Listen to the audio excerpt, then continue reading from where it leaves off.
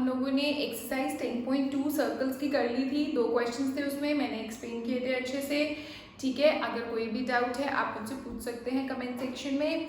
और आज हम लोग उससे नेक्स्ट जो एनसीईआरटी में थ्योरम है विच इज़ थ्योरम 10.3, हम वहाँ से स्टार्ट करेंगे। ठीक है बच्चों, हम एक सीक्वेंस में ही चल रहे हैं, सब कुछ मैं सीक्वेंस वाइज चल रही हूँ। जिस थ्योरम का प्रूफ एनसीईआरटी में नहीं भी दिया हुआ उस थ्योरम का प्रूफ भी मैं आपको दूंगी। ठीक है, बिल्कुल लाइन वाइज एनसीईआरटी के हिसाब से चल रही हूँ मैं। ओके बच्चों, सो हम स्टार्ट करते हैं थ्योरम 10.3। बच्चों this theorem is very very important. इससे नेक्स्ट वाली थ्योरम इसी का ही कन्वर्स है और इस थ्योरम का स्टेटमेंट भी हमको लर्न होना चाहिए। अब स्टेटमेंट क्रैम तो करना नहीं है, ठीक है। तो पहले मैं आपको समझाती हूँ कि स्टेटमेंट का मीनिंग क्या है, फिर हम इसको समझेंगे। ठीक है, क्या है? The perpendicular drawn from the centre of the circle. देखो ये एक मेरा सर्कल है, ये रहा। सेंटर ऑफ द सर्कल मेरा ये है। सेंटर से परपेंडिकुलर ड्रॉ करो। कहाँ पर गिरना चाहिए वो परपेंडिकुलर? कॉर्ड पर। और कॉर्ड तो मैंने आपको बताया है ना सबको, this is the chord and centre से परपेंडिकुलर ड्रॉ करो कॉर्ड के ऊपर। ये ड्रॉ कर दिया हमने परपेंडिकुलर, और ये यहाँ तक है हमारी गिवन वाली चीज, ये गिवन है, ठीक है। और बाइसेक्ट्स द कॉर्ड जो है वो मेरा टू प्रूव वाला है, ठीक है। हमें ये प्रूव करना है कि ये जो परपेंडिकुलर है जो कॉर्ड के ऊपर गिर रहा है ये बाइसेक्ट करता है कॉर्ड को। गिवन में मैं क्या लिखूंगी कि OD is perpendicular to AB, और टू प्रूव में क्या आएगा? AD is equal to D। This is the question. अब अगर ये किसी क्वेश्चन में इसका एप्लीकेशन होगा इस थ्योरम का, यानी यूज होगा, तो हम डायरेक्टली अप्लाई करेंगे। For example, if in any question this is a circle and this is perpendicular drawn to this chord, अगर ये परपेंडिकुलर है एंड AB इज मान लो 6 सेंटीमीटर, तो अगर वो तुमसे पूछेंगे कि what is the length of AN and what is the length of LB, then I can directly write that AN और LB जो है वो 3 सेंटीमीटर के हैं, क्योंकि ये थ्योरम हम साइड में ब्रैकेट में लिख देंगे। एंड दिस थ्योरम जो है, ये वाली जो थ्योरम है, ये आपको लर्न होनी चाहिए। The perpendicular drawn from the centre of the circle to the chord bisects the chord. The perpendicular drawn from the centre of the circle to the chord bisects the chord. इसका ये मतलब, ठीक है।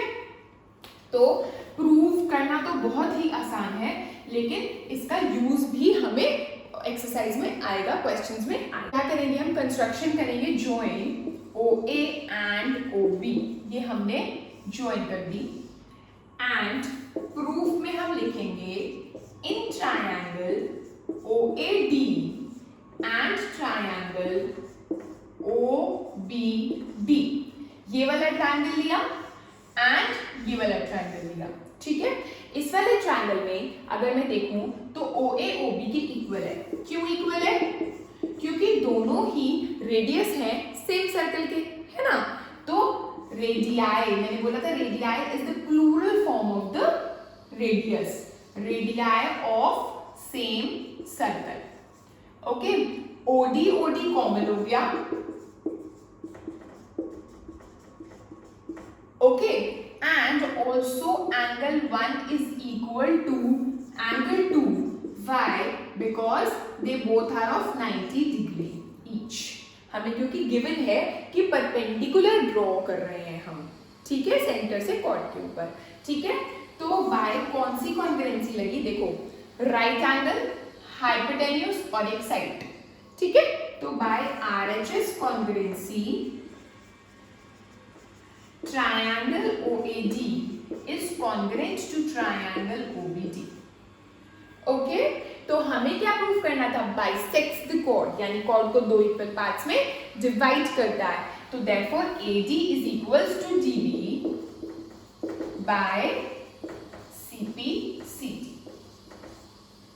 Okay बच्चों, okay guys, this is our next theorem which is just the converse of theorem 10.3.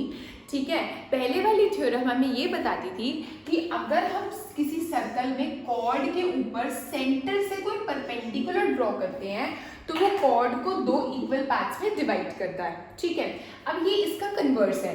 Converse ये बोलता है कि the line drawn through the centre of the circle, perpendicular नहीं बोला उन्होंने सिर्फ एक नॉर्मल लाइन बोला कि कोई भी लाइन सेंटर से जब कॉर्ड पे गिरती है और इस तरह से गिर रही है कि वो बाइसेक्ट कर रही है कॉर्ड को, यानी ये इज इक्वल्स टू, ये गिवन है इसमें, इज यहां तक जो हो गया वो गिवन हो गया और ये वाली पार्ट हमें प्रूव करना है। तो is perpendicular to the chord मतलब जो लाइन सेंटर से पास होकर कॉर्ड पे गिरती है और इस तरह से गिर रही है कि वो कॉर्ड को बाइसेक्ट कर रही है, कॉर्ड को दो इक्वल पार्ट्स में डिवाइड कर रही है, वो लाइन एक ऑर्डिनरी लाइन नहीं है, वो लाइन एक परपेंडिकुलर है कॉर्ड पर। So this is just the inverse of the previous theorem. Okay, so in this question we have to prove that this is perpendicular to the chord.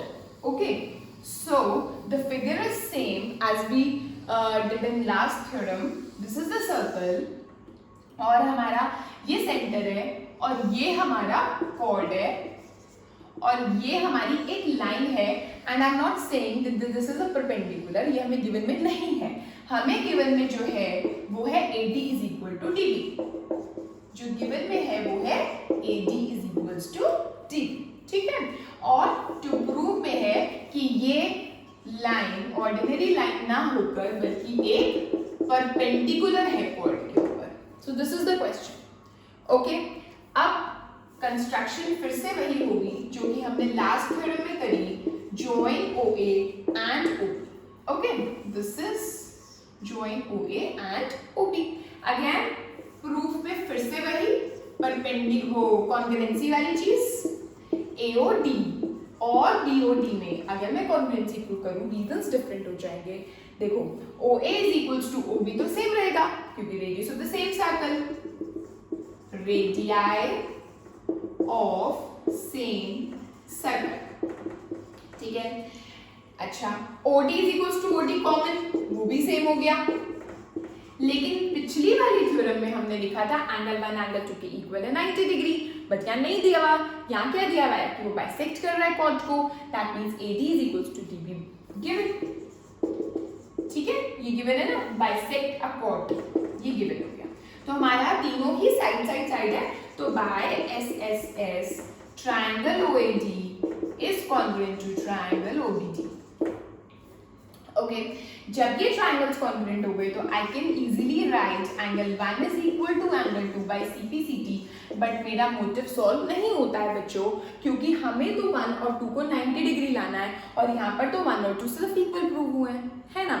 अच्छा, अब अगर मैं देखूँ तो ये एक स्ट्रेट लाइन है, ये स्ट्रेट लाइन है, स्ट्रेट लाइन पर अगर दो एंगल्स इस तरह से हैं तो हम यहाँ लिख सकते हैं but angle 1 plus angle 2 is equal to 180 degree, linear pair है या नहीं, है ना। तो लेकिन एंगल 1 और एंगल 2 इक्वल है तो एंगल 1 की जगह एंगल 1 ही रखो, एंगल 2 की जगह एंगल 1 रख दो, क्योंकि 2 1 के इक्वल है। 1 और 1 कितने होते हैं मिलाकर 2, ट्वाइस ऑफ एंगल 1, जैसे x प्लस x क्या होता है 2x होता है, तो एंगल 1 प्लस एंगल 1 क्या होगा ट्वाइस ऑफ एंगल 1, तो twice of angle 1 is equals to 180। हम कहीं और लिख देते हैं, जिसे हम इसको इरेज कर देते हैं यहाँ पर, ठीक है। यहाँ पर लिखती हूँ मैं कि एंगल 1 प्लस एंगल 1 मेरा 180 आया, तो twice of angle 1 is equals to 180, तो angle 1 will be equal to 180 upon 2, that is angle 1 is equals to 90 degree, right. लेकिन एंगल 1 और एंगल 2 तो मेरे इक्वल थे, तो बट एंगल 1 तो एंगल 2 के इक्वल है, तो देयरफॉर एंगल 1 एंगल 2 दोनों ही मेरे क्या हो गए 90 डिग्री। यही तो मेरे को प्रूव करना था, मेरे को प्रूव करना था कि ये OD परपेंडिकुलर है AB के, तो इसका मतलब OD is perpendicular to AB।